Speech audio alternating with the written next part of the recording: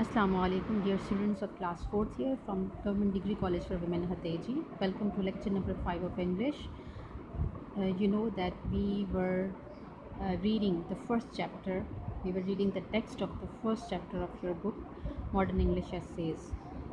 In the previous lecture, we had completed the first paragraph of page 7.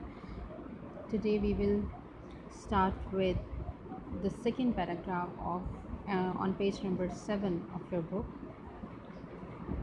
Let's read the text. For I sincerely believe that war and peace and progress and prosperity are all indivisible today. He says that in his opinion, that time, the things like war and peace and progress and prosperity, they cannot be divided.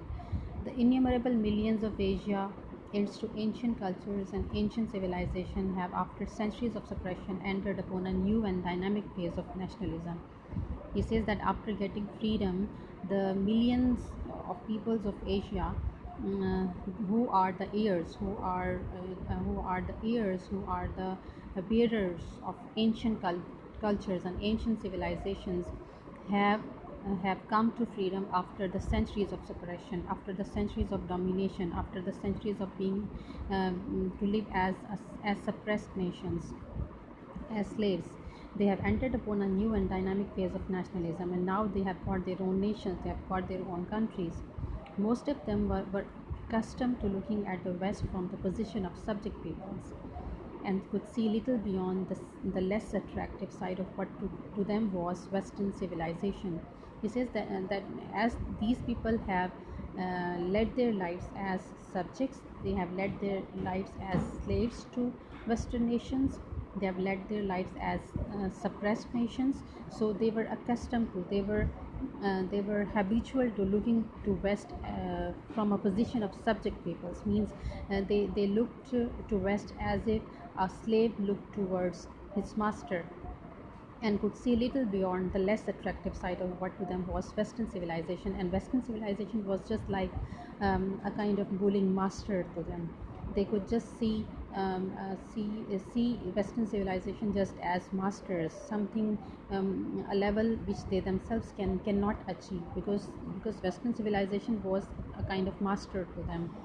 The Western civilization was more developed, while the people of Asia, who were living as suppressed nations, as colonized nations, so they couldn't imagine to stay to stand shoulder to shoulder with Western civilization. Their newly won freedom has, however, corrected their vision. But he says that after getting freedom, the people of Asia has now widened their vision. They have corrected their vision, and they are better to able to see both the Western world and their own surroundings in their true perspective. Now they are, as they are free people, they have their own free mind now. Now they can see Western world and their own surroundings in their true perspective. Now they can see the true perspective, what Western civilization is and what they themselves are. While on the one hand they are filled with admiration at the sight of the progress and the advancement of civilization in such great countries as the United States of America, they are more impatient than even before with their own misery and backwardness, and are keenly searching the horizon for the signs of a bright day.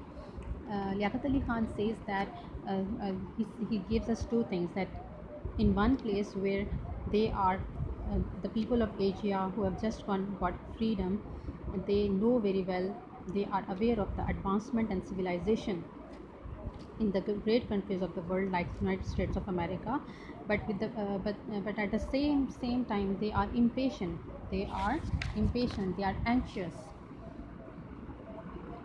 they are aware of the misery and backwardness they themselves have got, because they have missed a phase of advancement in technology and science, because they were not free people then. But now when they've got freedom, now they are aware that they themselves are backward, while the Western civilization is quite advanced, and they feel they are searching for the signs of right day, means that they are searching for the means, the ways through which they themselves can have that advancement and that development which the Western world has. They are acutely aware of the great contrast between their own standards of living and the standards of living in the Western world. They are also aware, these people are also the people of Asia who have just got freedom. They are also aware of the contrast between the difference between the living standards of the Western world and their own living standards.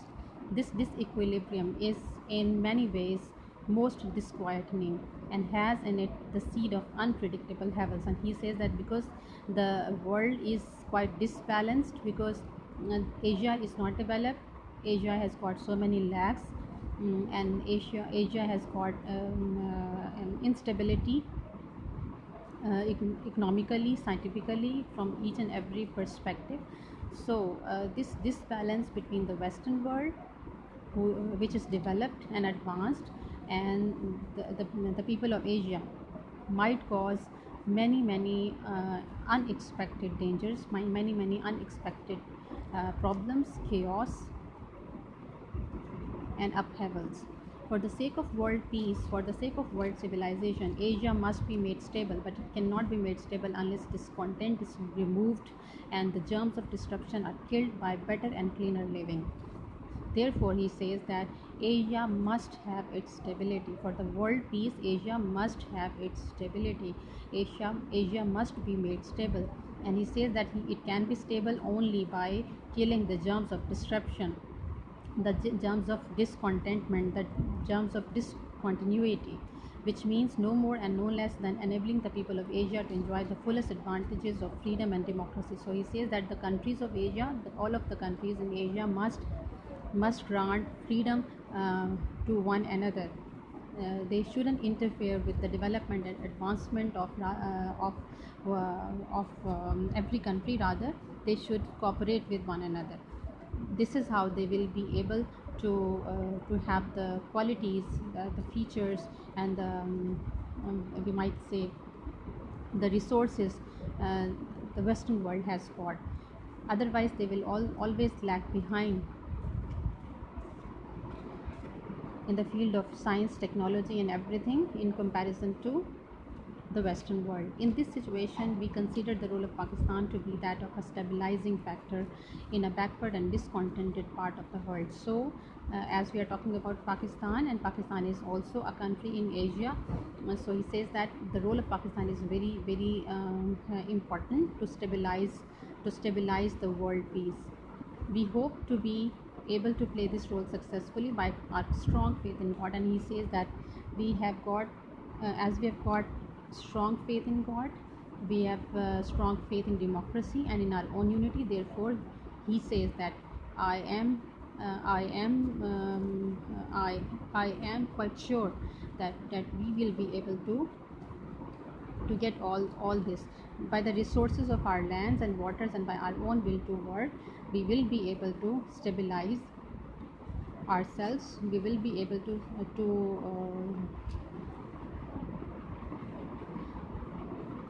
keep pace with the pace of the world. On these points, Pakistan stands firm. What, however, is the role of Western world in this situation? Now he comes to the role of, in the previous paragraph, which we have just ended, he has talked about the role of Pakistan in the development of Asia. What role Pakistan has to play in the development of Asia on the whole. Now he is referring to the role of Western world in this situation. It is to demonstrate that true democracy is international in its very conception and does not share its responsibility for the maintenance of world peace, that it discharges this responsibility by defying not only this or that particular aggressor but aggression everywhere. So he says that the Western world should promote international democracy of only one country not, rather democracy in the whole world. And the Western world must protest aggression anywhere in the world. It shouldn't point out only any particular aggression in the world being held anywhere in the world. Rather, it should defy, it should protest, and it should react to the aggression anywhere in the world. And that is, it has a constructive and not merely a defiant outlook. And the Western world must have a constructive outlook, not only a defiant outlook. It should also play a role to in the if a country is going towards advancement, it has a tendency towards advancement, it should play a role. The Western world should play a constructive role to cooperate with that country. We conceive the role of the Western world to be the enlightened one, of sharing its great fund of knowledge, skill, and experience with those who were denied their opportunities, but who constitute a major part of the world's population, and without whose progress the world will limp along only on one leg, if at all. So he says that the Western world should play its role as the enlightened one. It should share its great fund of knowledge, it should share its great fund of skills and experience with the undeveloped countries like Pakistan. I have met many liberal minded and thoughtful men in your country to whom these are the only aims worth pursuing in the domain of international affairs today. He says that he gives examples that such people are present in the Western world, who have the same opinion that knowledge should be shared, and skills should be shared, and what else was, the experience should be shared, and shared with the underdeveloped or undeveloped world. And this is how a stability must be maintained in the world. I am certain, therefore, that the vast majority of your people regard the emergence of democracy of Pakistan. So he says that because such people are present who have good vision, who have wider vision, so he thinks and he believes that the most of the people in the United States of America and in the other Western countries, they must be they must be very happy with the emergence of the democracy of Pakistan, its progress and future development. They are concerned for its progress and future development as of great importance in Asia, and they know, he believes that the people of the Western world know that Pakistan, the democracy of Pakistan, the progress of and development of Pakistan is of great importance for the development of whole Asia, and they are convinced that Pakistan's strength will be a happy augury for peace. He says that if Pakistan gets strong, it will be a good omen for world peace. It will be a good sign for world peace. An American statesman pointed out the other day the great similarity of the beginnings of Pakistan with the early days of America. He says that an American, previously in the beginning of the chapter, he himself was saying that there is a great similarity between the historical emergence of the United States of America and the historical events of independence of Pakistan. Now he refers to an American statesman, and he said that an American statesman is also of the same opinion that the beginning, the early days of Pakistan and the early days of America are quite similar, of how America began mainly as an agricultural country just as Pakistan is today, and of how both struggled successfully to free themselves of foreign rule. So he refers to that statesman, that he said that America began as an agricultural country. Similarly, Pakistan also began as an agricultural country. And even today, most of Pakistan's economy is based upon agriculture. And the other similarity he talks about is that both got free, both put a lot of struggle and effort and succeeded to get freedom for themselves from the foreign rule or foreign government. As your belief in individual enterprise and in civil liberties has led you to great heights both as a productive and as a democratic country, so we hope that our country too, by following the same path and by believing in moral values, will shorten the period between its emergence as a peaceful, stable democracy and its emergence as a prosperous state. He says that as the people of United States of America believe in individual struggle, individual effort, individual we can say individual input, and in civil liberties has led you and they believe in the civil liberties, that the people must be common man should be made free, has led you to great heights. And he says that because of this belief in the individual struggle, and because of the belief in individual liberty, they have been able to get a democratic country, to make a democratic country in its true sense. He's talking about the people of United States of America.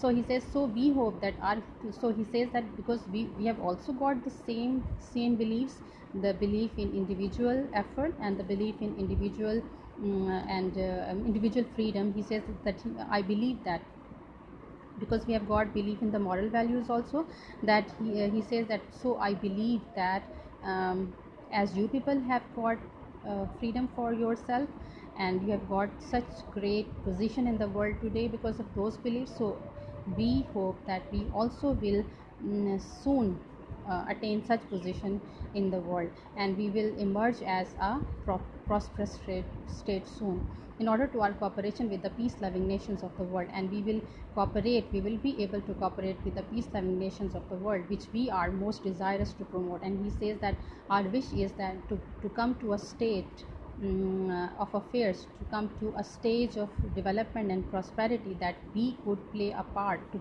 promote peace in the world, should have weight and substance, and we should be enabled by preserving our liberty. And he says that we should preserve our liberty, and by uplifting our masses, and we should uplift our people from the scratch to a stage of development. In this way we will be able to contribute to the security and happiness of mankind in the whole world. So this is how in this paragraph he is going to tell what is in their mind, what goal is in their mind as Pakistani nation. And their goal is of broader level, to bring world peace, to play a role in world development, and to bring stability in the whole world. And for this they have to first of all make themselves a prosperous nation, and they have to maintain their freedom. May I leave this thought with you today, this and the heartful gratitude of one whom you have honored as the servant of a democratic and determined people. He says thanks that they have given a gratitude, that they have given an honor to him. He is grateful to them that the people of the United States of America has given honor to him as servant of our democratic and determined people. Democratic and determined people means the people of Pakistan who are democratic and determined. And he is delivering the speech as the Prime Minister of Pakistan, so he says that I am a servant of those people, the people of Pakistan. By your generous gesture of kindness and esteem, you have almost relieved me of the pleasant task which I came here to perform. Now he utters some concluding remarks by saying that as the audience are giving a good gesture of kindness and esteem, it means that he has successfully performed the task. What was the task he has performed by revealing in his speech? To bring Pakistan and the United States of America closer together. What was the actual purpose of his speech? It was actually to bring Pakistan and the United States of America all together in the name of humanity and world peace. So this, he's right, obviously, as the content of his whole speech from beginning to end, it was very good. It was very coherent.